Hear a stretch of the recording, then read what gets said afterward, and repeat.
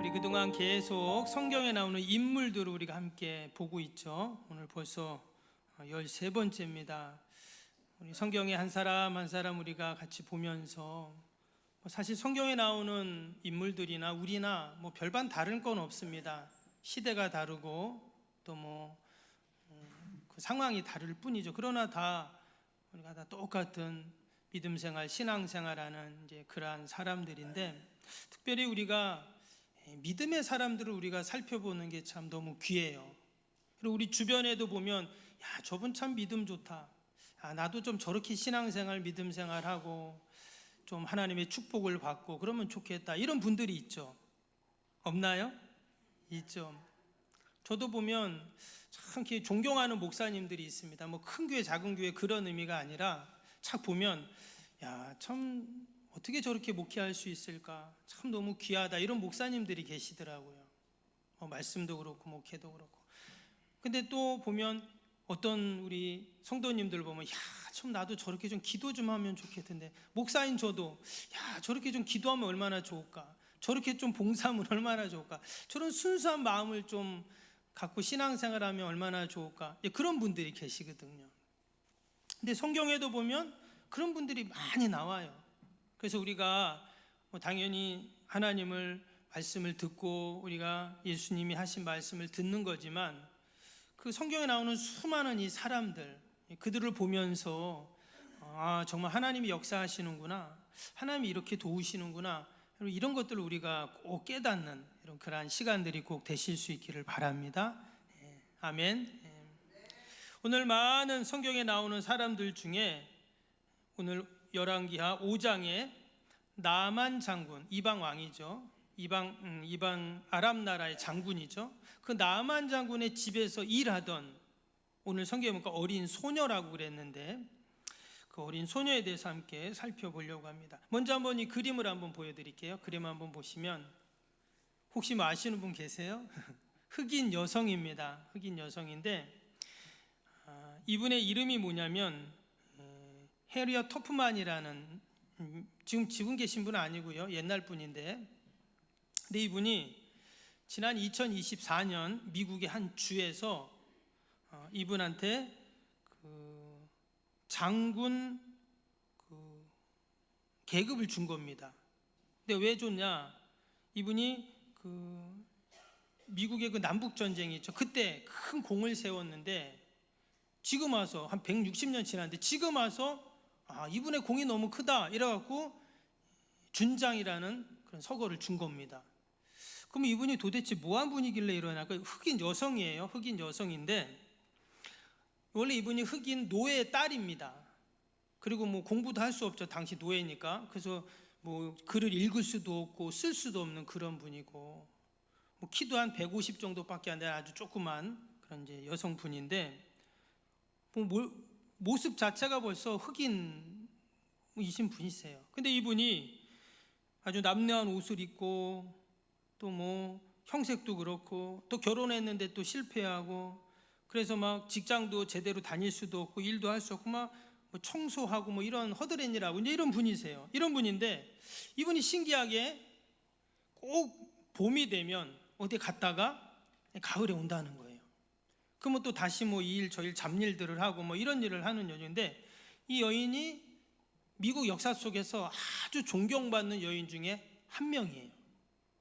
심지어는 아직은 되지 않았지만 지금 법적인 계류 중이라는데, 2030년에 그 미국의 $20 지폐에 그렇게 이 초상이 들어간다고 합니다. 우리도 보면 돈에 아주 우리나라 훌륭한 인물들을 이렇게 돈에 초상을 넣잖아요. 근데 미국인들이 가장 많이 쓰는 돈이 $20짜리 지폐라는데, 거기에 초상으로 들어간다는 거예요. 대단한 거죠. 과연 이분이 뭐한 분이길래 왜 그런가? 겉모습을 봤을 때는 정말 너무 남루하잖아요.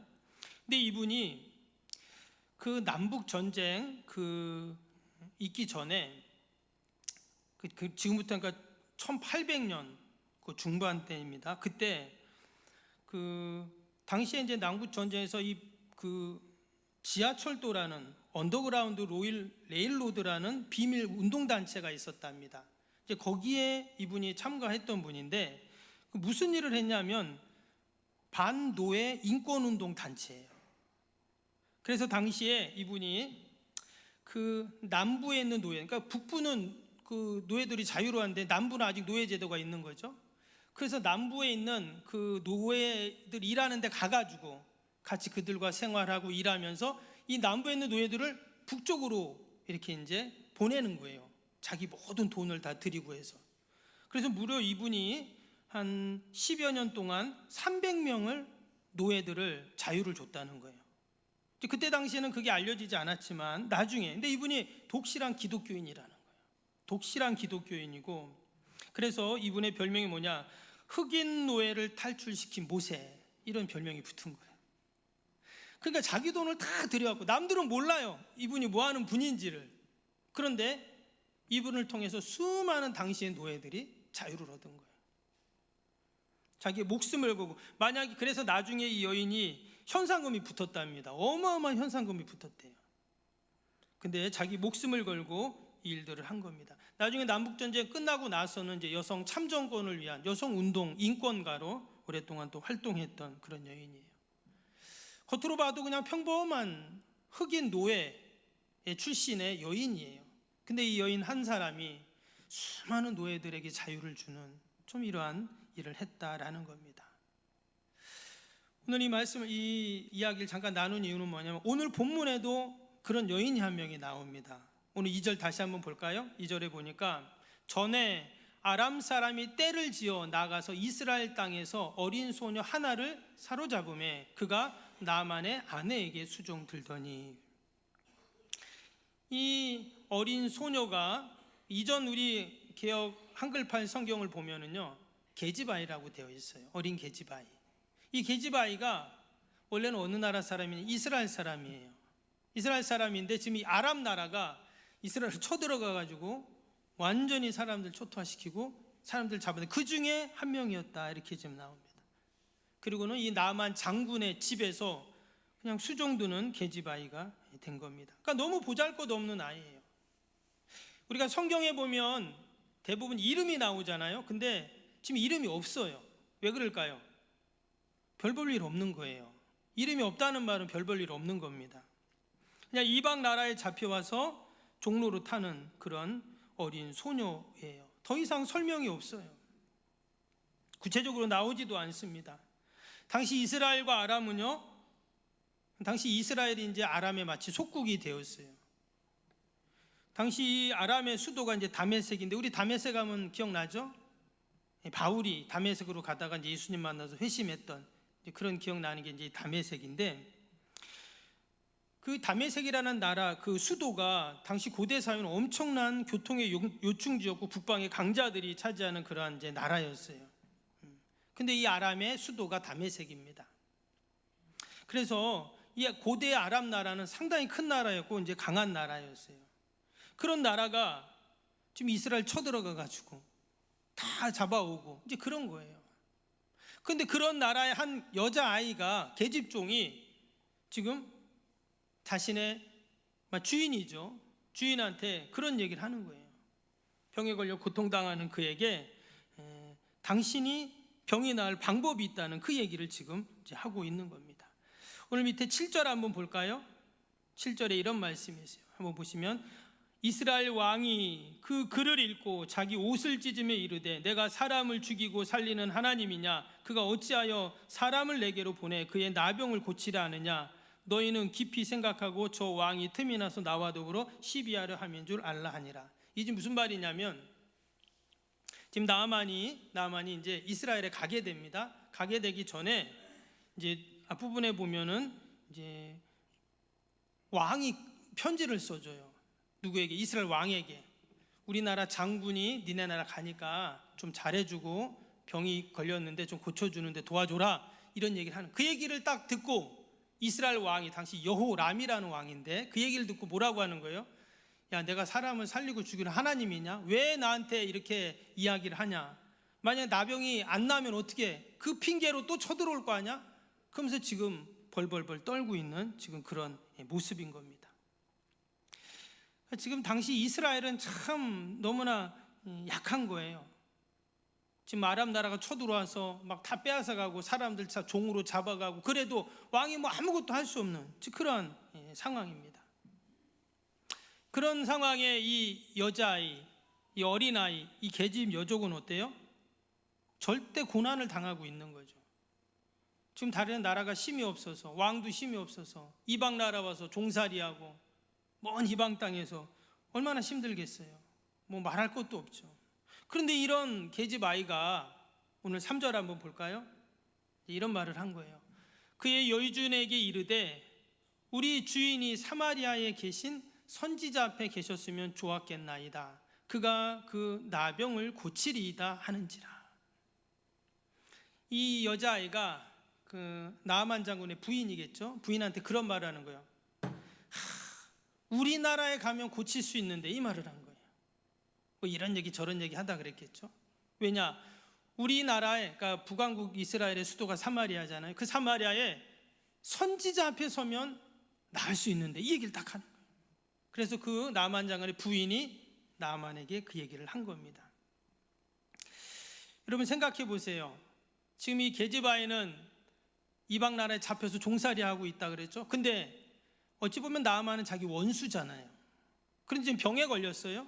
그러면 병이 낫는 게 좋을까요? 안 낫는 게 좋을까요? 원수잖아요 지금.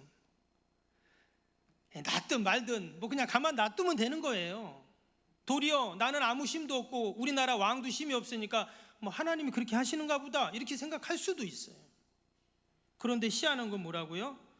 그렇지 않았어요. 여기 보면 또 나병이라고 했기 때문에, 나병은 예사로운 병이 아니거든요. 고칠 수 있는 병도 아니에요. 성경에는 저주의 병이라고 이제 그렇게 나오는데, 불치병으로 나오는데, 지금 그 병을 고칠 수 있는 방법이 있다는 걸 지금 얘기를 해주고 있어요. 이거 무슨 말이에요? 이게 바로 복음입니다. 복음. 여러분, 이게 바로 신앙인 거예요. 생각 같아서는 죽든 말든 난 상관없어, 잘 됐다 도리어 이렇게 생각할 수 있는데, 복음은 그렇지 않다는 거예요. 도리어 원수임에도 불구하고 그가 낫기를 위해서 그 방법을 가르쳐 주는 거예요. 여러분, 우리가 다 그 복음을 듣고 간직하고 있는데, 그리고 우리가 이 땅에 살아갈 때 이 계집 아이처럼, 어린 소녀처럼 우리도 늘 이 복음의 능력을 경험하는 저와 여러분이 되기를 주님의 이름으로 축복합니다. 우리가 이것을 통해 알 수 있는 게 있어요. 뭐냐? 지금 이 계집 아이는 어떻다고요? 절대 고난을 겪고 있어요. 이방 땅에서 부모와 헤어지고 나라 망해서 지금 이방 나라에서 종살이하고 있는데, 그럼에도 불구하고 그는 어떠냐? 오늘 말씀해 보니까 뭐라고 했어요? 선지자라는 말을 합니다. 선지자 앞에 계셨더라면, 이 말은 하나님 앞에 있었더라면이랑 같은 말이에요. 즉 그는 그 절대 고난 속에서도 누굴 만나고 있어요? 하나님을 만나고 있는 거예요. 하나님을 만나고 그 신앙으로 그 모든 어려움들을 지금 이겨나가고 있다는 것을 우리에게 보여주는 겁니다. 여러분, 지금 이 계집 아이는 불평할 수 있고 원망할 수 있고 인생을 포기할 수 있고 에라 모르겠다 이럴 수 있잖아요. 그런데 여전히 그의 마음속에는 어때요? 신앙이 있는 거예요. 어린 소녀라고 했기 때문에 어때요? 분명히 그는 어렸을부터 그 신앙과 믿음으로 자랐다는 걸 알 수 있어요. 그 신앙으로 지금까지 버텨온 거고 모든 어려움들을 이겨나갈 수 있는. 우리 아이들에게 우리가 신앙을 가르치고 또 기도하고 하나님 말씀을 가르쳐야 하는 이유가 여기에 있어요. 여러분, 늘 행복하고 늘 모든 게 형통하고 늘 좋은 일만 있는 게 아니잖아요. 살다 보면 어려움도 생기고 뜻하지 않은 재난도 있고 또 막히고 다치는 일도 생기거든요. 그럴 때 어떻게 합니까? 그럴 때 신앙이 얼마나 큰 힘이 되는지 몰라요. 그 어려움을 넉넉히 이겨나고 승리하는 힘이 어디서 나오냐? 결국 신앙에서 나오는 거죠. 이 복음이라는 것이 이처럼 위대하다는 것을 우리에게 보여줍니다. 절대 고난 속에서도 하나님을 만나고 있었다. 우울해하거나 또는 괴로워하거나 낙심하거나 절망하는 모습이 없어요. 도리어 얼마나 여러분 당당하고 늠름합니까? 이것이 어떻게 가능하냐? 고난 속에서도 계속 하나님을 만나고 있었기 때문에 그렇다. 오늘 이 소녀가 믿음의 소녀임을 알 수 있는 대목이 4절에 나옵니다. 4절 한번 보시면 나아만이 들어가서 그 주인께 아뢰어 이르되 이스라엘 땅에서 온 소녀의 말이 이러이러하도이다 하니 그랬어요. 여기서 말하는 주인은요, 지금 아람의 왕입니다. 5절에 나오죠. 5절에 보세요. 아람 왕이 이르되 갈지어다. 이제 내가 이스라엘 왕에게 글을 보내리라 하더라. 나아만이 곧 떠날새 은 10달란트와 금 60개와 의복 10벌을 가지고 가서 그랬어요. 말씀드린 것처럼 이 왕이요, 조서를 써주는 거예요. 그래, 금대 한번 이스라엘 가서 한번 병 낫고 와라. 그러면서 막 금은 보화를 막 챙겨가지고 같이 보내주는 거예요. 참 놀라운 게 뭐냐면요, 지금 이 일이 어떻게 이루어졌어요? 그 어린 소녀 계집종이 한 말을 듣고 지금 이러는 거예요. 여러분, 어떻게 그 어린 계집종이 한 말을 듣고 나아만 장군이 그리고 아람 왕이 움직일 수 있습니까? 이유는 딱 하나예요. 바로 믿음의 말을 했기 때문이에요. 여러분, 이처럼 믿음의 말은요, 왕도 움직이는 거예요. 만약에 거짓일 수도 있고 속임실 수도 있고 함정일 수도 있잖아요. 그런데 지금 움직여요. 지금 아람과 이스라엘 원수지간이거든요. 그런데 어떻게 이런 모든 일들이 이루어질 수 있었는가? 바로 게제바의 말이 믿음의 말이었기 때문에 그렇다는 거예요. 그래서 믿음의 역사는 한 나라의 군대 장관도 왕도 움직인다라는 거예요. 그 절대 고난 속에서도 낙심하지 않고 믿음으로 견고하게 서 있으니까, 하나님이 나와 함께 하신다는 그 믿음을 가지니까 여러분, 이런 일들이 다 일어나는 줄로 믿습니다.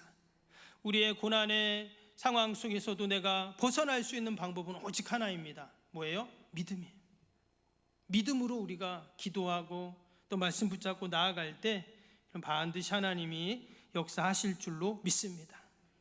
우리는 사실 말씀을 다 알지만 만약에 이 나만 장군이 이스라엘에 갔어요.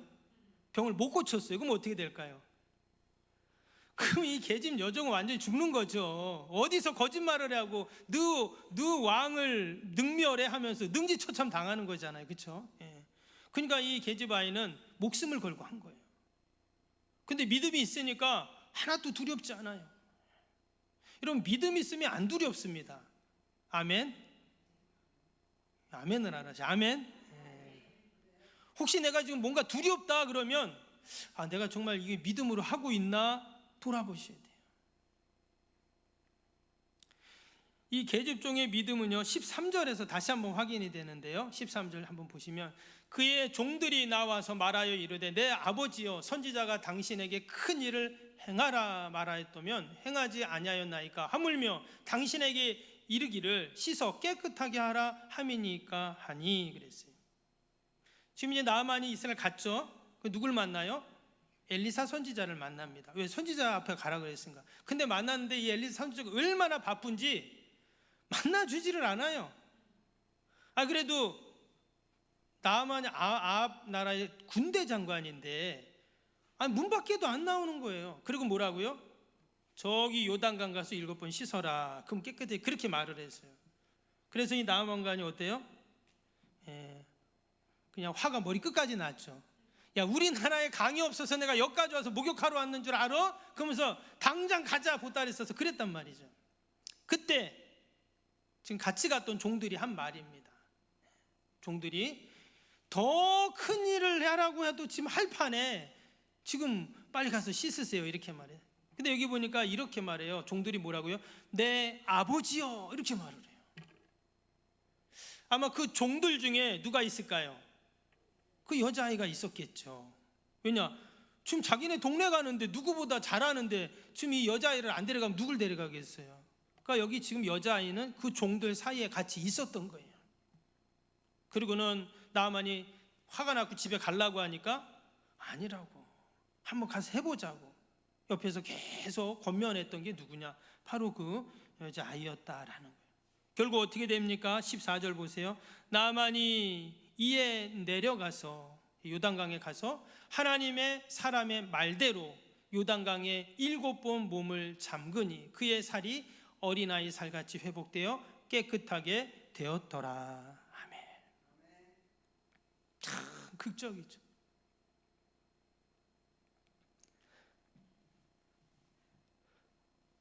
여러분, 만약에 회복되지 않았으면, 병이 낫지 않았으면 어땠을까요? 그냥 다 죽는 거예요. 지금 왕까지 여기에 동원이 됐는데, 여러분, 물에다가 그냥 무슨 요단강이 특별한 게 있는 게 아닌데 그냥 물에 들어갔다 7번 들어갔다 나왔는데 어떻게 어린아이 살같이 회복이 됐냐는 거예요. 여러분, 믿음이 없는 사람은 에이, 다 뻥이지 이렇게 생각을 해요. 에이, 말도 안 돼 이렇게 생각합니다. 근데 여러분, 우리가 이게 믿음의 눈으로 보면 어때요? 사람이 사는 거예요. 심지어 이방 나라의 그 군대 장군, 이스라엘은 원수거든요. 근데 그도 하나님을 살리세요. 이 믿음의 역사는 참 대단합니다. 죽어 마땅한, 죽어도 아무것도 이상하지 않을 이방 나라의 군대 장관인데 하나님이 살려주세요. 이게 바로 믿음이죠. 이 게즈바이는 어떻게 되었을까요? 이 게즈바이는 이제 그냥 단순히 그냥 자기만 왕이 된 게 아니에요. 자기만 저기 좋은 게 아니에요. 나중에 보시면 한번 볼까요? 15절에서 17절 한번 말씀 한번 봅시다. 15절에서 17절 말씀 보니까 제가 한번 읽어드릴게요. 나만이 모든 군대와 함께 하나님의 사람에게로 돌아와서 그의 앞에 서서 이르되 내가 이제 이스라엘 외에는 온 천하에 신이 없는 줄을 아나이다. 청하건대 당신의 종에게서 예물을 받으소서 하니 이르되 내가 섬기는 여호와께서 살아계심을 두고 맹세하노니 내가 그 앞에서 받지 아니하리라 하였더라. 나만이 받으라고 강권하되 그가 거절하니라. 나만이 이르되 그러면 청하건대 노새 2마리의 실은 흙을 당신의 종에게 주소서. 이제부터는 종이 번제물과 다른 희생제물을 여호와 외에 다른 신에게는 드리지 아니하고 다만 여호와께 드리겠나이다. 아까 아람 왕이 금은 보화를 줬잖아요. 그러니까 자기가 병을 고쳤으니까 어때요? 고맙죠. 그러니까 당연히 보답을 해줘야 되는데 엘리사 선지자는 안 받겠다라는 거예요. 그걸 받으려고 내가 당신한테 가서 씻으라 하고 병이 난 게 아니라는 거예요. 그래도 이 나아만 장군 입장에서 너무 고맙잖아요. 너무 고맙죠. 그래도 좀 받으십시오. 끝까지 안 받습니다. 그러면서 하는 말이 뭐냐? 그러면 내가 이제는 여호와 외에는 다른 신에게는 내가 제사 드리지 않겠습니다. 무슨 말이에요? 이제 내가 여호와 하나님을 섬기겠다는 거예요. 참 놀랍죠? 그 이방 나라의 군대 장군이. 그러면 이제 집에 갈 거 아니에요? 아람 나라 갑니다. 다메섹으로 가요. 그러면 이제 어떨까요? 그 계집이 아이하고 같이 하나님께 예배드리는 자가 된 거예요. 그러니까 이 계집아이는 이제 동역자가 생긴 거예요. 이방 나라에서 그냥 종살이하면서 사는 게 아니라 주인이 이제 하나님 믿고 이제 하나님께 예배드리는 자가 됐으니까 얼마나 기뻤겠어요. 성경에는 나오지 않지만 우리가 충분히 상상하고 짐작할 수 있죠. 믿음으로 나아가니까 하나님이 이런 동역자를 붙여주시고 함께 믿음의 길을 갈 수 있도록 하나님이 축복해 주셨다라는 거예요. 여러분, 하나님이 이처럼 늘 믿음의 사람의 편에 서시고 또 도우시고 분명히 함께 하시는 줄로 믿습니다. 제가 오늘 말씀 준비하면서 이 사진이 생각났어요. 보신 분도 있겠지만 사진 한번 보여주세요. 이 사진 기억나세요? 저는 이 사진이 잊혀지질 않습니다. 이게 언제냐면 2022년. 그때 막 코로나 막 심할 때였잖아요. 그때 2022년 카타르 월드컵 때입니다. 우리나라가 16강에서 포르투갈을 이겼어요. 여러분 기억 안 나시죠? 네. 저는 그걸 기억을 해요. 왜? 이 사진 너무나 인상적이었어요. 우리나라 이제 선수들이 끝나고 세레머니 하는 거잖아요. 근데 관중석에서 누구한테 태극기를 받아온 거예요. 근데 저 밑에 뭐라고 써 있는지 아세요? 중요한 것은 꺾이지 않는 마음, 이렇게 써 있어요. 중요한 거는 꺾이지 않는 마음이에요. 그렇죠. 우리가 어떻게 포르투갈이 이깁니까? 근데 16강에서 이겼어요. 아니 32강에서 이겨서 16강에 올라갔어요. 그 이연 또 졌지만 그래도 중요한 것은 그 꺾이지 않는 마음을 갖고 있었을 때, 이게 한동안 이제 유행어가 이제 이렇게 되었는데, 마치 그 계집 아이가 모든 게 꺾인 것 같지만 끝까지 믿음으로 나아가니까 하나님께서 때가 되매 그를 높여주셨다는 거예요. 우리 한 주간을 살면서도 우리의 마음을 또 우리의 삶을 꺾으려고 하는 유혹이 얼마나 많은지 모릅니다. 근데요, 여러분, 기도하지 않으면 다 꺾이게 되어 있어요. 저도 마찬가지예요. 우리가 이제 건축을 한다고 이제 준비하고 뭐 이렇게 준비하잖아요. 이 생각 저 생각하면 잠이 안 오더라고요. 근데 희한하게 딱 기도하잖아요. 그분 다 잊어버려요. 담대함이 막 생겨요. 또 기도 안 하잖아요. 그러면 또 야, 이거 어떡하지? 이런 마음이 또 들고, 또 기도하면 막 또 담대함이 생기고 희한하대요. 이 말은 무슨 말이에요? 계속 기도해야 된다 하는 거죠. 근데 우리의 삶도 마찬가지예요.